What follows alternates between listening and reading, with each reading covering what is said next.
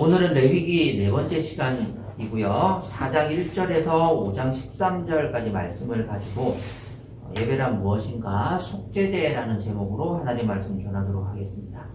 이 영상을 함께 보시겠습니다. 16년 1월 28일에 미국의 우주왕복선 챌린저호가 발사한 지 73초 만에 그대로 폭발해서 공중에서 산산조각이 났습니다. TV로 생중계된 폭파 장면을 보고 많은 사람들이 충격을 받았고, 그 즉시로 우주왕복선 프로젝트는 중지가 됐고, 사고 원인을 추적하기 시작했습니다. 지름이 7mm도 되지 않는 고무링 하나가 문제인 것으로 밝혀졌습니다.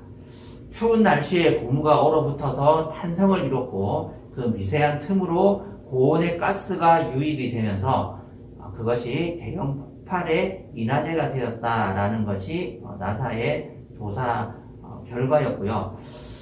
누구도 의도적으로 우주선을 파괴하거나 테러하지는 않았지만 아주 작고 너무나도 보잘것없었던 그 고무링 하나가, 미세한 결함 하나가 7명의 생명과 천문학적인 가치를 지녔던 우주선을 잿더미로 만들었던 아주 끔찍한 사건이었습니다. 그렇다면 우리 영혼의 우주선에도 이처럼 숨겨진 결함, 우리가 의식하지 못한 채 짓고 있는 미세한 죄들이 마치 고무링처럼 그렇게 방치되어 있다면 우리는 어떻게 해야 될까요? 만약에 그 사실을 우리가 인지하고 있다면 어느 날 이 챌린지호 우주선처럼 인생을 날다가 공중에서 폭발할지, 언제 어떤 사고가 터져버릴지 우리가 생각만 해도 매우 끔찍한 결과를 예측할 수 있을 겁니다. 하나님께서는 이처럼 비참한 폭발을 막기 위해서 친히 마련하신 은혜의 안전장치가 있습니다. 그게 바로 오늘 본문 4장과 5장에 나오는 속죄제입니다. 그러니까 본문을 읽을 때는 전혀 이 본문에 대한 갈망함이나 호기심이나 은혜가 없으셨잖아요. 이게 또 뭐 피를 왜 7번 뿌리지? 그냥 쏟으면 안 되나? 뭐 이런 여러 가지 이 생각들이 많이 드셨을 걸로 아는데, 만약에 이것이 우리 인생의 죄로 오염되어서 폭발할 수밖에 없는, 인생을 안전하게 막아줄 수 있는 하나님께서 주신 안전장치라고 생각을 하면 이 본문이 읽고 싶으실 거예요. 그리고 여기에 어떤 신비가 있는지, 하나님은 과연 우리에게 어떤 은혜의 장치, 속죄제의 은혜의 통로를 통해서 어떻게 우리를 구원하시는지를 오늘 본문을 통해서 함께 살펴보려고 합니다. 먼저 첫 번째 단락, 4장 전체가 첫 번째 단락이에요. 4장 1절에서 35절 말씀을 보시면, 4장은 부지 중에 지은 죄를 다루고 있습니다. 다만 무엇의 차이가 있느냐면 계급의 차이는 있어요. 제사장이 죄를 지을 때, 온 회중이 죄를 지을 때, 족장들, 각 지파의 리더들이 죄를 지었을 때, 또 일반 평민이 죄를 지었을 때, 이 네 가지 차이가 있는데요. 영향력의 크기가 오염의 깊이를 결정하는 패턴을 가지고 있습니다. 그래서 제일 윗단에 대제사장을 비롯한 성전에서 섬기는 제사장들의 죄를 제일 심각하게 다루고요. 이스라엘의 온 회중, 족장, 평민에 따라서 이 죄를 다루는 방식과 패턴이 달라요. 이것을 성소의 구조에 비춰서 생각을 해보면, 자, 속죄제는 이런 겁니다. 여기 성막 입구에 제사를 드리는 사람이 제물을 끌고 통과를 합니다. 그러면 제일 앞에 뭐를 만나게 되느냐면, 여기 성소의 뜰에 있는, 보이지는 않지만 여기 뭐가 있겠습니까? 번제단이 있겠죠. 그리고 번제단 앞에서 짐승도 죽이고 갓도 뜨고 피도 뿌리고 하는 그 속죄제를 드리게 됩니다. 그런데 여기 빨간 점을 보시면 여기가 어디입니까? 성소잖아요. 그리고 성소 안에 들어가면 지성소가 있는데, 이 지성소, 회막의 가장 깊은 곳 지성소는 7월 10일 1년에 딱 한 번만 들어가는 데고요. 보통은 성소까지만 들어갑니다. 이 성소까지 들어가서 다루어야 했던 백성들의 죄가 있는데 어떤 사람이냐면 제사장이나 온 회중이 죄를 지었을 경우에는 여기서 잡은 번제단 앞에서 피를 흘린 제물의 피를 가지고 성소까지는 가야 돼요. 그래야 제사장이나 온 회중이 집단적으로 지은 죄가 용서를 받을 수 있었습니다. 그러면 일반 족장들이나 평민들이 죄를 지었을 경우에는 성소까지 가지 않습니다. 어디에서 끝이 나냐면 여기 번제단에서 끝이 나요. 이렇게 차별이 되어 있습니다. 그게 4장의 내용입니다. 이것을 표로 보시면 자 여기 붉은 줄이 있죠. 이게 가이드라인이에요. 제사장이나 온 회중의 죄는 제물과 또 피의 정결 장소나 남은 고기의 처리 방식이 각각 달랐습니다. 그리고 족장이나 평민들이 죄를 지었을 경우에도 그 방식은 조금씩 달랐습니다. 왜 이런 구별이 있었을까요? 사람 차별하려고 이렇게 만든 게 아니에요. 제사장이나 온 회중이 죄를 짓게 되면 이것이 공동체에 미치는 그 파급력과 악영향이 훨씬 더 컸기 때문에 더 깊은 하나님의 임재가 있는 곳까지 가야 속죄의 은혜가 이루어질 수 있었고 일반적인 일상생활에서 겪는 다른 모든 죄는 번제단 뜰에서 다 처리가 될 수 있다는 것을 보여주는 거예요. 자, 그러면 이것은 어떤 죄를 다루느냐? 2절 말씀 같이 한번 읽어보겠습니다. 2절입니다. 시작. 너는 이스라엘 자손에게 다음과 같이 이르라. 어떤 사람이 실수로 잘못을 저질러 나 주가 하지 말라고 명한 것을 하나라도 어겼으면 다음과 같이 하여야 한다. 자, 이 사람이 지은 죄는 어떤 죄입니까? 실수로 잘못을 저지른 죄예요. 이게 계속해서 반복이 되는데요. 자, 4장 3절 말씀 보십시오. 특히 기름 부음을 받고 임명받은 제사장이 죄를 지어서 그 벌이 백성에게 돌아가게 되었을 경우에라고 되어 있죠. 그리고 13절 말씀 한번 보십시오.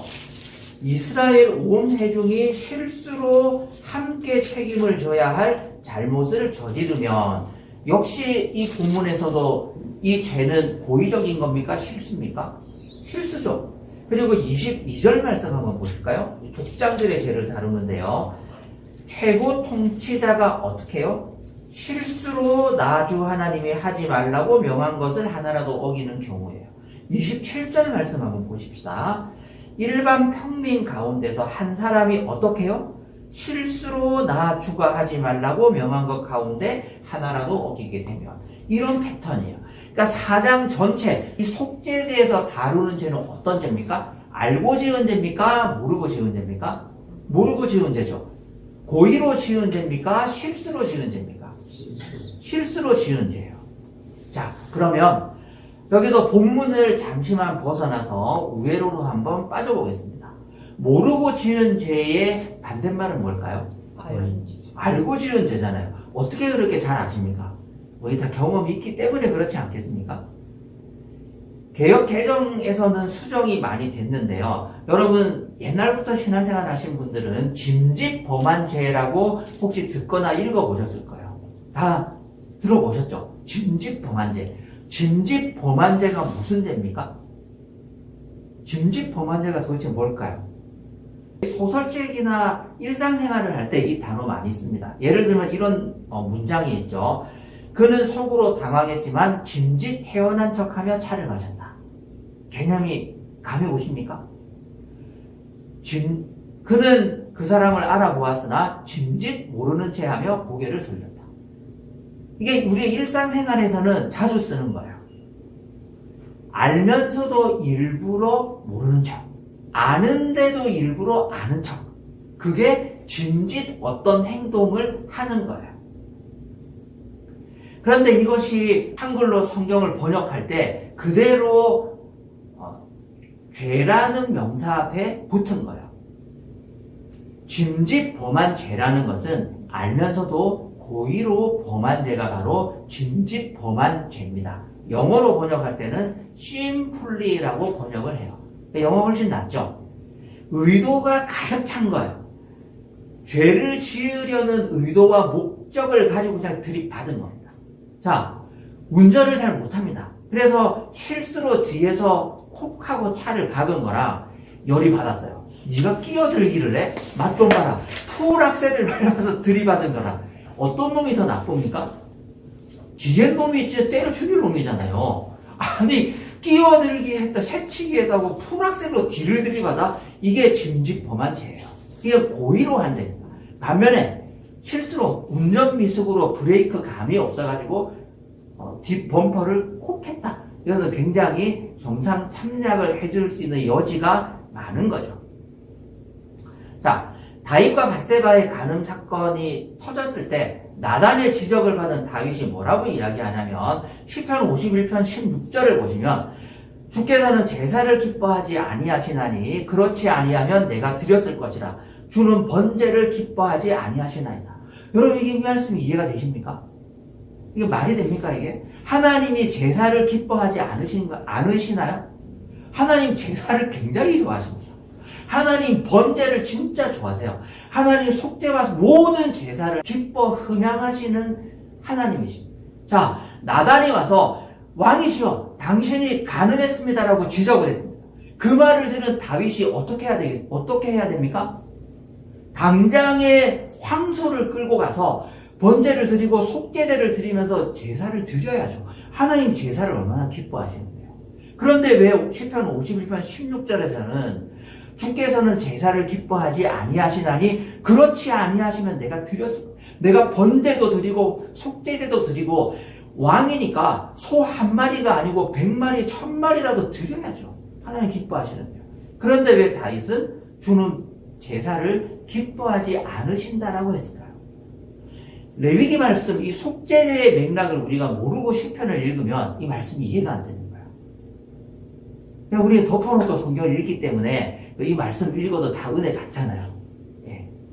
참 감사한 일이기는 한데 레위기를 알면 이 다윗의 이 고백이 훨씬 더 구체적으로 다가오는 겁니다. 다윗이 왜 하나님의 제사를 기뻐하지 않는다라고 나단의 꾸중을 듣고 바로 그렇게 고백했냐면 속죄제는 뭐냐면 실수로 지은 죄를 속죄하는 제사입니다.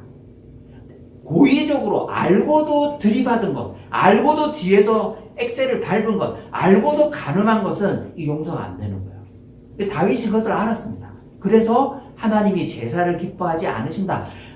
하나님이 이 제사를 받으셨다면 내가 당장에 드렸지. 나는 이것을 처리할 방법이 없다라는 고백이 시편 51편 16절의 고백입니다. 그럼 다윗이 이제 어떻게 해야 됩니까? 죽어야 됩니까? 자, 17절을 보시면요. 다윗이 뭐라고 이야기하냐면 하나님께서 구하시는 제사는 상한 심령이라 하나님이여 상하고 통회하는 마음을 주께서 멸시하지 아니하시리이다 하고 하나님 앞에 바짝 엎드려서 이 죄를 처리했습니다. 고의로 지은 죄는요. 번제로도 속죄제로도 씻을 수 없었습니다. 이게 성경의 법칙이에요. 용서를 받지 못합니다. 그래서 히브리서 말씀에도 보면 짐짓 죄를 범한 자는 용서받지 못한다는 구절이 있습니다. 오? 하나님 앞에 회개기도해도 용서받지 못하는 죄가 있나? 너 혹시 그 죄를 짓지 않았니? 라고 이야기하면 착각하는 거죠. 고의로 지은 죄는 번제로도 속죄제로도 씻을 수 없는 반면에 단 하나의 방법이 있는데 상하고 통회하는 심령으로 회개하고 거듭나면 용서를 받을 수 있습니다. 그것이 시편 51편의 다윗의 고백이에요. 자, 이제 다시 본문으로 돌아와 봅시다. 본문은 부지 중에 지은 죄, 모르고 지은 죄, 실수로 지은 죄, 운전 미숙으로 지은 죄에 대해서는 다 용서받을 수 있으니까 하나님 앞에 속죄제를 드리라고 권면을 합니다. 그런데 실수로 죄를 짓기만 하면 오토매틱으로 용서가 되는 걸까요? 나 그건 모르고 한 말이야. 나 그건 실수였어. 고의가 아니었어. 이런 미필적 고의라면 오토매틱으로 전부 다 하나님 앞에 용서받는 게 아니에요. 자, 14절 말씀 같이 한번 읽어보겠습니다. 시작. 그들이 지은 죄를 그들 스스로 깨닫는 대로 곧바로 총에는 소 가운데서 수송아지 한 마리를 골라 속죄 제물로 바쳐야 수송아지를 회막 앞으로 끌고 오면 실수로 지은 죄라고 해서 자동적으로 용서를 받는 게 아닙니다. 어떻게 해야 된다고요? 스스로 깨닫는 대로 이 죄를 처리해야 돼요. 자, 23절 말씀 보시면 자기가 지은 죄를 깨닫는 대로 곧 흠없는 수정소를 끌고 왔다. 28절 말씀을 보시면요. 그는 자기가 지은 죄를 깨닫는 대로 곧 자신이 지은 죄를 속하려고 하나님 앞에 용서를 가지고 이런 규정들이 있습니다. 무지가 몰랐던 것이 부족함이 우리의 실수가 면죄부가 아닙니다. 우리의 숨겨진 죄, 내가 미처 깨닫지 못했던 내 인생을 꽉 막아주고 있었던 고무링이 얼어서 가스가 연료가 샌다는 것을 몰랐다고 해서 내 인생이 폭발하지 않는 거 아니에요. 그거 처리하지 못하면 비극이 생깁니다.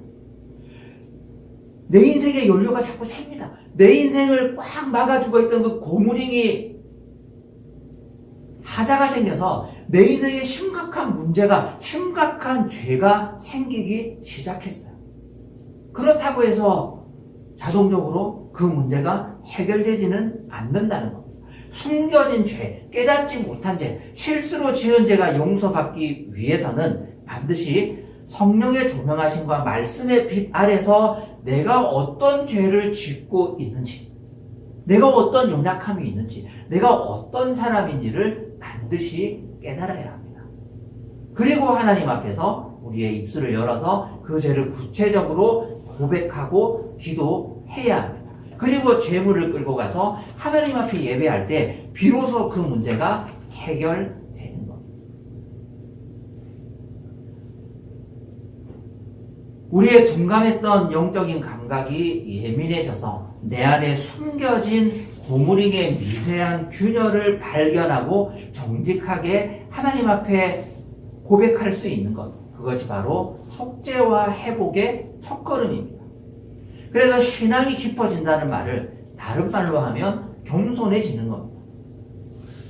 우리가 살아온 삶들을 쭉 한번 되돌아보면 참 철없고 부끄럽고 유치하고 부끄럽게 짝이 없던 시절이 있습니까? 없습니까? 나는 없는데 교만한 거야. 진짜 이상하게 인생을 살고 있는 거예요. 그런 사람은요, 아무리 앞으로 심각한 죄를 짓고 감옥을 가고 뭐 형을 받고 그래도 절대로 뉘우치지 않을 거예요. 정신병리학적으로 이상한 사람들이 있어요. 근데 그런 사람들을, 아주 소수의 사람들을 제외하고는 내가 10년 전에 내가 왜 그렇게 행동했을까? 내가 20년 전에 왜 그렇게 신앙생활 했을까? 아니, 내가 1년 전에 내가 왜 그 사람에게 그런 식으로 말했을까? 내가 지금 생각해도 얼굴이 화끈 달아오르고 부끄럽게 짝이 없구나. 하나님 앞에 설 때마다 그런 감각이 예민하고 하나님 앞에 엎드릴 때마다 그런 생각이 많이 떠오르고 그게 막 얼굴이 화끈거리고 부끄러운 사람, 그 사람이 겸손한 사람입니다. 영적으로 예민하면 예민할수록 나의 지나온 행실과 과거를 돌아보면 돌아볼수록 부끄러운 거예요. 하나님 앞에 낯짝을 들 수 없는 거예요. 내가 실수했던 그 사람의 얼굴만 떠올려도 너무너무 미안하고 죄스럽고 부끄러워 숨고 싶은 거예요. 그러는 사람은 당연히 어떻게 살겠습니까? 겸손하게 삽니다. 우리에게 하나님의 은혜의 빛이 비추어지기를 바랍니다. 실수로 그렇게 살았습니다. 무능력해서, 무식해서, 정말 잘 몰라서 그렇게 했습니다. 깨달아야 될 거 아니에요. 시간이 지나면 알아야 될 거 아닙니까? 신앙의 깊이가 깊어지고 말씀을 알면 알고 성령님의 조명을 받으면 받을수록 깨달아야 될 거 아니에요. 그러면 자연스럽게 우리 입술에서 뭐가 나옵니까? 정죄하고 판단하고 내가 한 수 가르쳐주마, 이런 말은 나올 수가 없습니다. 내가 정말 부끄럽습니다. 내가 정말 그때 잘못했던 것 같습니다. 지나간 옛날을 돌아보고 옛사랑을 돌아볼 때 부끄럽고 죄책감이 올라오고 하나님 앞에 정말 고개를 들 수 없어서 회개하고 엎드릴 수 있는 우리 모두가 될 수 있기를 간절히 바랍니다. 이게 속죄제의 말씀이 주는 은혜입니다. 자, 두 번째 단락 5장 1절에서 6절 단락을 보시면 부자기의 죄라는 법률 용어로 정리할 수 있는 단락이 나오는데요. 이게 뭐냐면 착한 사람들이 빠지는 함정이에요. 거룩함의 중심에서 멀어지는 두 가지 경향이 있어요. 우리가 아까 그 4장 전체에서 살펴봤던 것은 자기의 죄입니다. 실수긴 하지만 고의는 아니고 몰라서 그랬지만 어쨌든 내가 죄를 진 거예요. 어쨌든 내가 뭔가를 범죄한 겁니다. 어쨌든 뒤에서 받긴 받은 거예요. 이건 뭔가를 한 거예요. 그게 자기의 죄고요.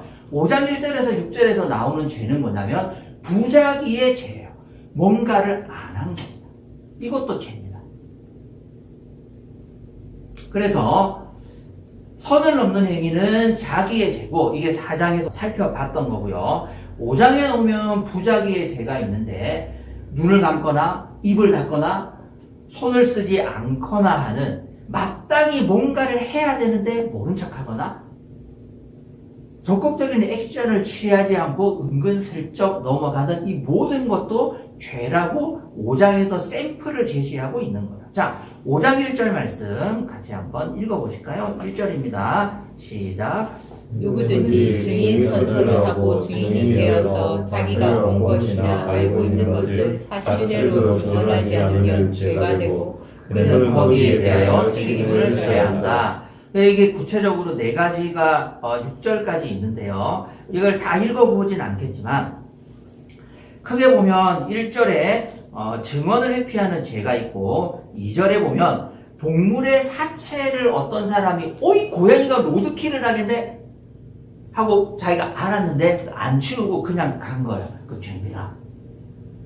네. 그렇다고 또 운전하고 가다가 로드킬 당한 짐승이 있는데 차 세우면 어떻게 됩니까? 더 큰 사고 납니다. 이때는 신고를 꼭 해주시기 바랍니다.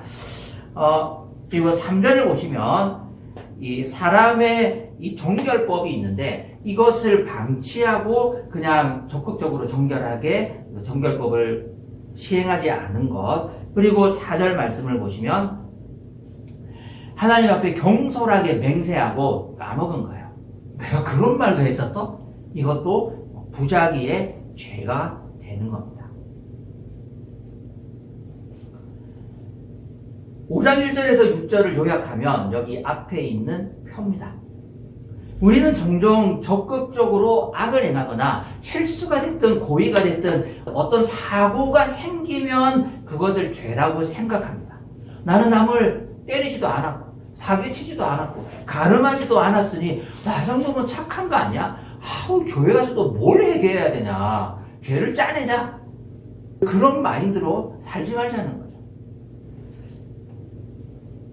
진실을 말해야 할 때 침묵한 것도 죄고 상처 입은 이웃을 보고도 내 일이 아니라고 고개 돌린 것도 죄고 사랑해야 할 가족에게 적극적으로 사랑을 행사하지 않고 무관심한 것도 죄고 기도해야 할 때 연약함을 핑계로 아침에 아멘 하는 것도 죄고 적극적으로 뭔가를 하지 않고 외면하고 덮어두고 소극적으로 거리를 둔 모든 행위가 죄라는 겁니다. 방관과 침묵의 부자기도 죄라는 것을 레위기 5장 1절에서 6절은 분명히 선언하고 있습니다. 우리가 하나님 앞에 설 때 내가 적극적으로 죄를 짓지 않았다. 내가 적극적으로 어떤 범죄를 모의하거나 계획하거나 치밀하게 흉기를 들고 가서 찌르지 않았다. 나는 그냥 평범하게 사는 소시민이고 착한 사람이다. 그것으로 충분하지 않습니다. 간과하고 넘어갔던 그 모든 것까지도 하나님 앞에 돌아보고 마땅히 드려야 할 속죄의 예배를 그 기도 우리 모두가 될 수 있기를 바랍니다. 마지막 단락 5장 7절에서 13절의 속죄의 본질이 나오는데요. 이것이 뭐냐면 바로 하나님의 은혜입니다. 속죄제는 너 깨닫지 않고 속죄제 드리지 않고 그냥 살면 죽는다? 이게 아니에요. 속죄제의 목적은 뭐냐면 하나님의 은혜가 얼마나 크고 깊고 넓은지를 보여주는데 목적이 있어요. 자, 제사장이 죄를 지으면 숫송아지를 드리고 하나님 앞에 예배를 드려야 합니다. 그 밑에 계급은 양으로 돼요. 그 밑에 족장은 염소가 돼요. 그 밑에 평민, 가난한 사람, 정말 돈이 없어서 이렇게 비싼 숫송아지, 양, 염소, 람보르기니, 벤츠 이런 거 우리 집에 없습니다. 그럼 뭐가 있습니까? 비둘기. 비둘기로 속죄제를 드릴 수 있습니다. 비둘기도 없다. 그러면 곡식 가루 10분의 1 에바. 10분의 1 에바는 2.2리터거든요. 3다수 한 병하고 한 컵 정도예요. 그 정도의 곡식 가루를 가지고 와서 하나님 앞에 속죄제를 드려도 괜찮습니다. 이것이 하나님의 은혜예요. 자, 7절 말씀 같이 한번 읽겠습니다. 시작. 그러나 그가 양만 해도 사실 명령이 못될 때에는 자기가 저지른 죄에 대한 보상으로 300일 말이나 집비둘기 새끼 2마리를 나 주에게 바치는 제물로 가져다가 하나는 속죄제물로 바치고 다른 하나는 번제물로 바쳐야 한다. 자, 11절 말씀 같이 읽겠습니다. 시작. 그러나 그가 삼비둘기 2마리나 집비둘기 새끼 2마리조차 바칠 형편이 못될 때에는 자기가 저희 죄에 대한 보상으로서 주에게 바치는 속죄제물로 밀가루 10분의 1 에바를 가져가서 제물로 바쳐야 한다. 성경의 큰 원칙이 뭐냐면은 피 흘림이 없이는 죄사함이 없다는 게 원칙입니다. 피 흘렸다는 것은 무슨 뜻일까요? 못에 찔렸다는 게 아니고 죽었다는 뜻입니다. 죄를 용서받기 위해서는 반드시 그 죄의 대가로 죽어야 됩니다. 근데 내가 죽을 수는 없잖아요. 그래서 누구를 죽입니까? 나를 대신해서 살아있는 생명체를 죽이고 피를 흘리는 것을 봐야 그 죄가 처리가 되는 게 성경의 큰 원칙이에요. 그런데 이 사람이 너무너무 가난해서 산비둘기, 집비둘기조차도 소유하지 못했습니다. 그 흔한 비둘기 하나 없어서 속죄제를 드려야 하는데 피를 흘릴 제물을 바칠 수가 없는 거예요. 그러면 돈 없는 사람은 영원히 죄사함을 받지 못하고 죄인으로 살아야 됩니까? 하나님은 그게 싫으셨던 거예요. 하나님은 단 한 사람도 놓치고 싶지 않으셨습니다. 그래서 어떻게 하셨습니까?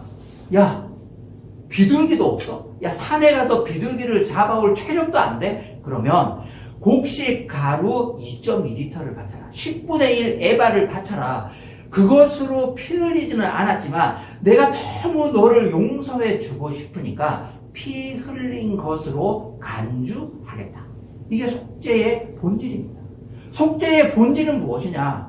죄책감을 자극하고 왜 그렇게밖에 살지 못합니까? 왜 그렇게 안 하겠다고 하고 또 했습니까? 당신이 그러고도 10년 신앙생활 한 사람 맞습니까?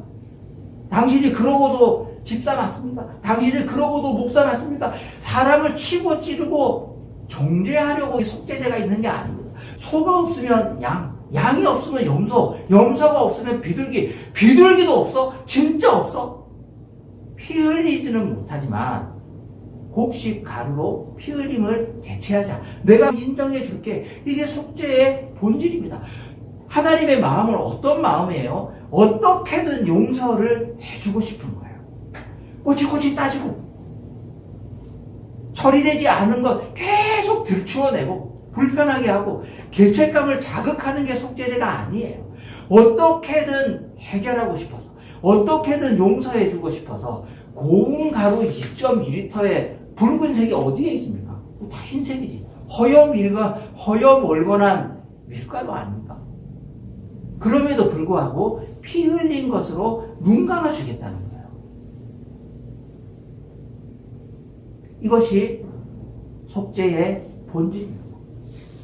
하나님 앞에 예배하러 올 때마다 하나님의 임재를 기다릴 때마다 물론 선한 양심을 가진 사람, 영적으로 민감하기 때문에 하나님 앞에 서기에 부끄럽고 회개해야 될 것이 많고 정말 죄인인 것을 깨닫는 것은 그건 굉장히 은혜스러운 것이고 성경적인 것이고 좋은 겁니다. 하나님 앞에 회개해야 할 것이 있다면 그 죄를 처리하십시오. 그리고 회개 기도를 하십시오. 그러면 그것으로 끝이 나야 됩니다. 이것으로 충분할까? 조금 더 빡세게 기도해야 되지 않을까? 한 10끼는 굶어야 되지 않을까? 한 10일은 굶어야 되지 않을까? 그래야 처리되지 않을까? 그런 생각을 갖지 말라는 거예요. 40일 금식기도 하지 못하면 10일 굶으시고 10일 안 되면 10끼 가시고 10끼 안 되면 한 끼 가시고 한 끼도 굶지 못하는 나 정말 한 끼라도 밥 안 먹으면 나 미친다.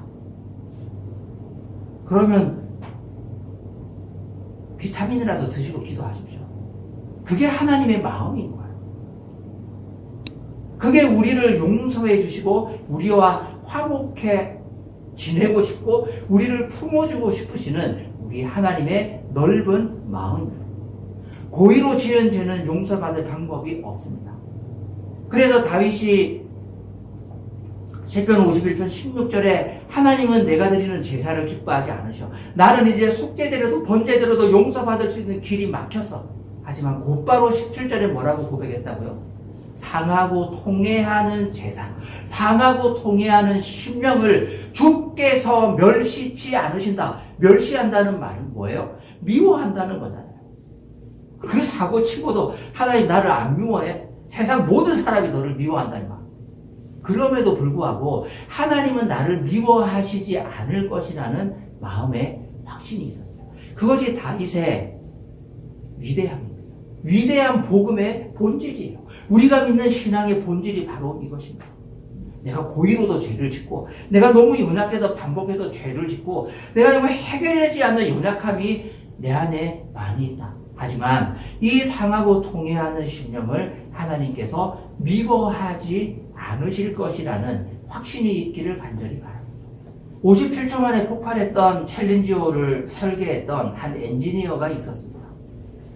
박 에벨링이라는 분이 있었는데 이분이 발사 전날 밤 기온이 급강하하는 것을 보고 원래는 영상이었대요. 영하로 떨어지는 것을 보고 고무링이 파손될 수 있다고 자기의 기술팀과 함께 자기 윗선에 강력히 경고하고 발사 중지를 요청했습니다. 나사 안에서는 고위급 간부들의 격론이 벌어졌고 이전에도 한번 연기했는데 또 연기하면 예산이 깎인다는 정치적인 이유로 다수결로 투표를 했답니다. 아니 이걸 어떻게 다수결로 결정을 하죠? 그래서 발사는 강행이 됐습니다.